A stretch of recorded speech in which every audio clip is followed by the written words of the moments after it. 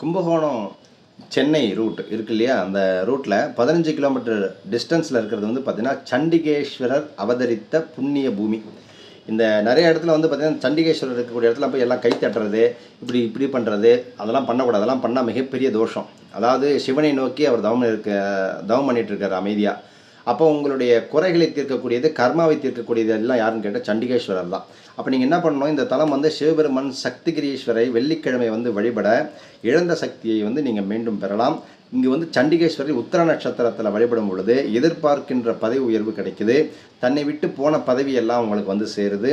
குமரி முதல் காசி வரையிலான அனைத்து சிவாலயங்களுக்கும் சென்று தரிசனம் செய்த பலன்களை இந்த ஆலயத்தில் இருக்கக்கூடிய சண்டிகேஸ்வரரை போய் வழிபட்டீங்க அப்படின்னா இதை பூர்த்தி ஆகுதுன்னு சொல்லப்படுகின்றது. அதாவது எந்த கோவிலுக்கு நீங்கள் போயிட்டு வந்தாலும் இழந்ததெல்லாம் திரும்பி பெறணும் அப்படின்னா இந்த கோவிலுக்கு வந்து சண்டிகேஸ்வரர் வழிபட்டால் தான் அதனுடைய பலனே பூர்த்தி ஆகுதுன்னு சொல்கிறாங்க. கெட்டியாக பிடிச்சி வச்சுக்கோங்க. சென்னை